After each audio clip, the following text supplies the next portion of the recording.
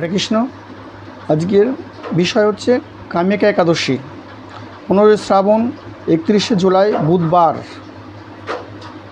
পরের দিন পারণ 9:33 মধ্যে। যুধিষ্ঠির বলিলেন, হে গোবিন্দ, হে বাসুদেব, তোমাকে সহস্রবার প্রণাম করি। শ্রাবণ মাসের কৃষ্ণপক্ষে একাদশীর নাম কি এবং তাহার মাহাত্ম্যই বা কী, তা সবিস্তারে বিবৃত করুন। ইহা শুনিবার জন্য আমার বড়ই কৌতূহল জন্মিয়াছেন। উত্তরে ভক্তবৎসল শ্রীকৃষ্ণ বলিলেন, হে রাজন, পূর্বে ভক্তপ্রভুর নারদ প্রজাপতি ব্রহ্মাকে এই প্রশ্ন করিয়াছিলেন। আমি এখানে তাহাই কীর্তন করিতেছি, মনোযোগ সহকারে শ্রবণ করো। একদা ব্রহ্মার নিকট দেবর্ষি নারদ জিজ্ঞাসা করিলেন, হে ভগবান, শ্রাবণ মাসের কৃষ্ণপক্ষ একাদশীর নাম কি? এই ব্রতর কোন দেবতা আরাধ্য? এই ব্রতর বিধি বা কী প্রকার এবং কোন পূর্ণ লাভের সম্ভাবনা, তাহা সবিস্তারে জানিতে ইচ্ছা করি।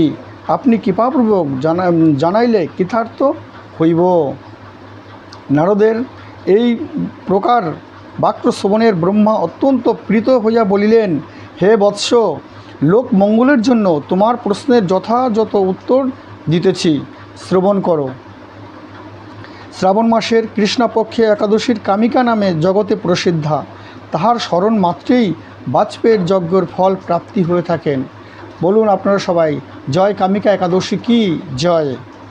এবং যে ব্রতের হরি, বিষ্ণু, মাধব, মধুসূদনকে পূজা ও ধ্যান করিলে অপরিমিত পূর্ণ ফল লাভ হয়ে থাকেন, তার কোনো সীমা নেই। এত পূর্ণ হয় এই একাদশী করলে। গঙ্গা, গোদাবরী, কাশী, নৈমিষারণ্য, পুষ্কর প্রভৃতি তীর্থ দর্শনের সমস্ত ফল একমাত্র কৃষ্ণ পূজা হইতে কোটিগুণ অধিক প্রাপ্ত হইয়া থাকেন। সাগর ও অরণ্য যুক্ত পৃথিবী দানে ফল,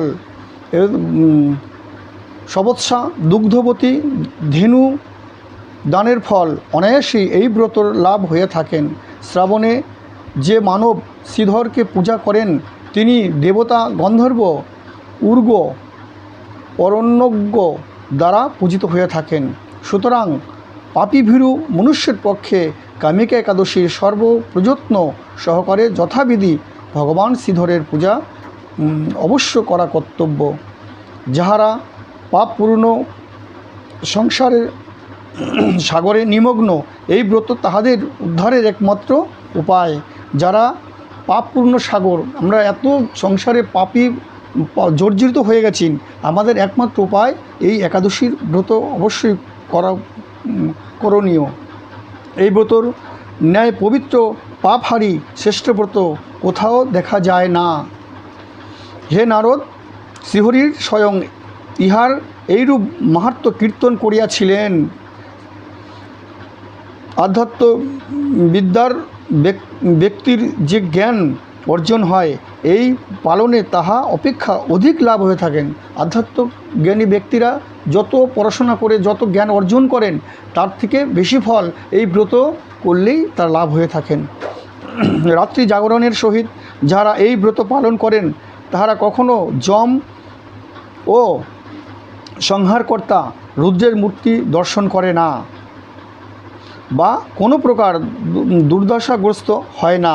এই ব্রত পালনকারীর কখনো নির্জনী প্রাপ্তি হয় না।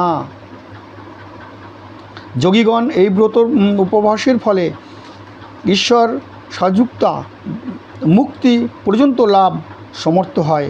অতএব সংযত চিত্তে হইয়া সকলেই শ্রীধরের অর্চন অবশ্য করা কর্তব্য। কেশবপ্রিয় তুলসীপত্রে যিনি শ্রীহরির পূজা করেন, পদ্মপত্র জলের ন্যায় তিনি পাপে লিপ্ত হয় না। যিনি এই মাসে তুলসীপত্র দিয়ে শ্রীহরির পূজা করেন, তিনি এই সংসারে থেকেও সে পদ্মপাতা জলের মতন, সে জলে যেরকম জলে পদ্মপাতা স্পর্শ করতে পারে না, সেরকম সেই কোনো মানবকেই এই পাপে স্পর্শ করতে পারে না। এভাবে পূর্ণ চতুর্গুণ রৌপ্য মূল্যের উপকরণ দ্বারা পূজার যে ফল লাভ করা যায়, মাত্র একটি তুলসীপত্রের দ্বারা পূজনেই সেই ফল প্রাপ্ত হওয়া যায়। তুলসীপত্রর দ্বারা পূজনে ভগবান বিষ্ণু যেরূপ সন্তুষ্ট হন, রক্ত মুক্ত মৌত্র দৈবূর্ধ এবং প্রলয়াদির দ্বারা সেই রূপ কৃত হয় না। যিনি শ্রীকেশবকে তুলসী মঞ্জুরি সহিত পূজা করেন তাহার আজন্ম পাপ ক্ষয় হয়ে যান। বলছে যিনি এই মাসে একটি তুলসী মঞ্জুরি দিয়ে শ্রীধরকে পুজো করেন, তার আজন্ম পাপ, যত পাপ রাশি আপনার জমেছেন সব পাপ এই তুলসী মঞ্জুরির জন্য পুজো করার জন্য সে পাপ ক্ষয় হয়ে যায়। এই প্রসঙ্গে ব্রহ্মা বলিলেন, হে নারদ, যিনি তুলসীকে প্রত্যহ দর্শন করেন, যাহার নিখিল পাপসমূহ বিদূরিত হয়ে যায়, তিনি তাহাকে স্পর্শ করেন, তাহার পাপ মলিন দেহ পবিত্রকৃত হয়। কি বললেন? যিনি তাহাকে দর্শন করেন, তিনি যাহাকে স্পর্শন করেন, তার পাপ বিদূরিত হয়ে যায়। তাহাকে প্রণাম করিলে রোগ সমূহ দূরীভূত হয়। তার মস্তকে জল সিঞ্চন করিলেও যম তাহার নিকট আসিতে ভয় পায়। শ্রীহরি চরণে তুলসী অর্পিত হইলে ভগবৎ সান্নিধ্য লাভ হয় এবং বিমুক্তি অর্থাৎ ভক্তিফল প্রাপ্তি হয়। অতএব হে কৃষ্ণ ভক্তি প্রদায়িনী, তোমার প্রণাম করি। তুলসীকে বলে এই প্রণাম করতে হয়। যে ব্যক্তি হরিবাসরের ভগবানের সম্মুখে দীপদান করেন, চিত্তগুপ্ত তাহার পূর্ণ সংখ্যা গণনা করিতে পারে না এবং তাহার স্বর্গস্থ পিতৃ পুরুষগণ দেবতাসমূহ সম্মুখ রূপে তৃপ্ত হন। তিল তৈল বা ঘৃত সিক্ত দীপদানের ফলে সেই ব্যক্তি শতকোটি দ্বীপে পূজিত হইয়া সর্বলোক গমনাগমন করেন।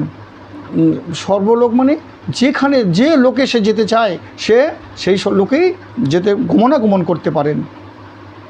শ্রীকৃষ্ণ বলিলেন, হে রাজন, আমি আপনার নিকট সর্বপাতক হরিণী কামিকা মাহাত্ম্য বর্ণন করিলাম। অতএব যিনি ব্রহ্মহত্যা, ভ্রমহত্যা, পাপ বিনাশিনী, বৈষ্ণব স্থান প্রদয়নী ও মহাপাপ পূর্ণ ফলপ্রদা কামিকা ব্রত পালন করিবেন ও তাহার মাহাত্ম্য শ্রদ্ধা সহকারে শ্রবণ করিবেন, তিনি সর্বপাপ বিমুক্ত হইয়া বিষ্ণুলোকে গমন করিবেন।